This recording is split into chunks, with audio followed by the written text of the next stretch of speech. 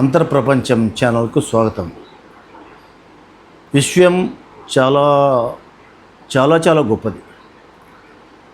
విశ్వము ఎంత తెలివైందంటే మనము ఊహించలేనంత తెలివైనది విశ్వం. విశ్వం ఎప్పుడు మరణించదు, సజీవంగా ఉంటుంది. తనను తాను పునరుత్పత్తి చేసుకుంటూ తను సమృద్ధిగా చేసుకుంటూ తనను తాను నడిపించుకుంటూ పోతుంది విశ్వం. కాబట్టి మనము వేరు, విశ్వం వేరు కాదు. మనం కూడా ఈ విశ్వంలో ఒక అంతర్భాగం కూడా మనమే విశ్వం. ఈ విశ్వంని మనల్ని విడదీయలేనంతగా ఉంటుంది.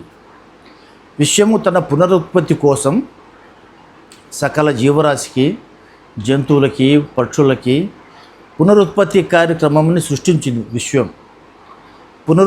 పునరుత్పత్తి కార్యక్రమం సృష్టించింది కాబట్టి విశ్వం ఎల్లవేళలా అంత స్వార్థపూరితంగా, అంత డెవలప్ అయ్యేదాని కోసం, అంత మరింత ముందుకు పోయేదాని కోసం తన అస్తిత్వం తను కాపాడుకుంటూ కొన్ని కోటాను సంవత్సరాల నుంచి మరింత ముందుకు పోవడానికి ప్రయత్నం చేస్తుంది.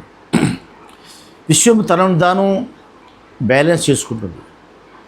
ఏమైనా భూకంపాల ద్వారానో, లేకుంటే కరోనా, లేకుంటే రకరకాల అంటువ్యాధుల ద్వారానో, ఇతర రకాల వాటి ద్వారానో తన జనాభాను, తన శక్తిని తాను నియంత్రించుకుంటుంది విశ్వం. కరోనా ఊరక రాలేదు, విశ్వం యొక్క సృష్టి కరోనా. భూకంపాలు, ఉప్పెనులు, తుఫాన్లు ఊరక ఆషామాషి రావు, విశ్వం యొక్క సృష్టి. ఈ పునరుత్పత్తి మనుషుల్లోనూ, జంతువుల్లోనూ, చెట్లలోనూ సంతానోత్పత్తి తనను తాను డెవలప్ చేసుకోవాలి. కాబట్టి విశ్వం అనుకూలంగా తనను తాను డెవలప్ చేసుకోవడానికి అనుకూలమైనటువంటి కోరిక భావం, ఆ లైంగిక భావం జంతువుల్లోన, చెట్లల్లోన, మనుషుల్లోన ఇవన్నీ సృష్టించింది. అవేవి సృష్టించకుండా ఉంటే విశ్వం ఎప్పుడో డెత్ అయ్యేది. విశ్వం చనిపోయి ఉండేది ఇప్పటికంతా, డెడ్ బాడీ లాగా. కాబట్టి విశ్వం సజీవమైంది కాబట్టి, తెలివైంది కాబట్టి, జ్ఞానం ఉన్నది కాబట్టి తనను తాను తిరిగి ఏ విధంగా ఉత్పత్తి చేసుకోవాలా, గత కొన్ని వందల వేల లక్షల సంవత్సరాల కన్నా ఇప్పుడున్నటువంటి జనాభా యొక్క జ్ఞానం పెరిగింది, సైన్స్ పెరిగింది, టెక్నాలజీ పెరిగింది. అది ఎవరు సృష్టి? విశ్వము పునరుత్పత్తి కార్యక్రమాన్ని ఈ మనుషులకి, జంతువులకి, పక్షులకి, సకల జీవనకి ఇచ్చింది కాబట్టే, అందులో ఉంది కాబట్టే తనను తాను చేసుకుంటూ, మరణిస్తూ, మళ్ళీ పునరుత్పత్తి చేసుకుంటూ ముందుకు పోతుంది విశ్వం. చూడండి ఎంత తెలివైంది చూడండి. కాబట్టి విశ్వానికి ఎప్పుడూ డెత్ లేదు, నో డెత్.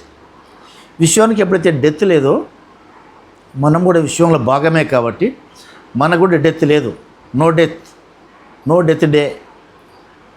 మరణం లేని మీరు, నాకు మంచి గొప్ప పుస్తకం ఉంది.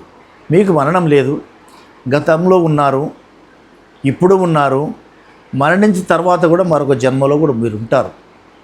ఆ జన్మ మీకు నాకు కనిపించకపోవచ్చు, ఒక తెర అడ్డం రావచ్చు, పరదా అడ్డం రావచ్చు, ఒక డేరా అడ్డం రావచ్చు, కానీ మీరంటూ ఉంటారు గ్యారంటీగా. మీ ఆత్మ అంటూ ఉంటుంది. ఏ రూపంలో ఉంటుందో అది వేరే విషయం, అది మనకు అర్థం కాదు. అందుకే శ్రీకృష్ణుడు అంటాడు, ఆత్మకు చావు లేదు, ఆత్మ శస్త్రంతో ఛేదించలేము, అగ్నితో దహించలేము, వర్షంతో తడుపలేము, ఆత్మ శాశ్వతం అంటాడు. కాబట్టి మనం శాశ్వతం. మన బాడీ పోవచ్చు, కానీ ఆత్మ ఎక్కడికి పోయే సమస్య లేదు. అది ఆత్మ చిరస్థాయి. ఆత్మ అంటే మీరు, కాబట్టి మీకు మరణం లేదు, మనుషులకి మరణం లేదు. కాబట్టి ఈ విశ్వం యొక్క ఈ డెవలప్మెంట్ గురించి అపారమైన సబ్జెక్ట్ మనం నేర్చుకోవాలా. విశ్వం తనను తాను మనిషికి కోరిక పుట్టించి పెళ్లి చేసుకొని పిల్లల్ని కనే విధంగా చేసి, ఆ పిల్లలు మళ్ళా కోరిక పుట్టి వయసు వచ్చి మళ్ళీ పెద్దగా మళ్ళీ పెళ్లి చేసుకొని మళ్ళీ వాళ్ళ ముందు తనం పెళ్లి చేసుకొని, అంటే తనను తాను సృష్టించుకుంటూ పోతుంది విశ్వం. ఎంత గొప్పది అంటే విశ్వం ఎంత తెలివైంది అంటే ఇది దాని పరిజ్ఞానం దానికి ఉంది, ఊహించలేని పరిజ్ఞానం ఉంది, అంచనా కట్టలేని పరిజ్ఞానం ఉంది. కొన్ని లక్షల సంవత్సరాల కిందట ఈ టెక్నాలజీ లేదు, ఇప్పుడు వచ్చింది. మరింత పెరుగుతుంది, మరింత విశ్వం పెంచుకుంటుంది. ఎవరైనా ఆపేకి ఈ టెక్నాలజీని, డెవలప్మెంట్ని ఎవరైనా ఆపేకి చూస్తే కూడా అది ఆగదు, అది ఎవరు సాధ్యం కాదు. విశ్వం యొక్క గొప్పతనం అది, యూనివర్స్ యొక్క గొప్పతనం అది. అందులో భాగమే మనం కూడా విశ్వమే. కాబట్టి ఈ సబ్జెక్టు గురించి మీకు నచ్చినట్లయితే సబ్స్క్రైబ్ చేయండి, షేర్ చేయండి, లైక్ చేయండి.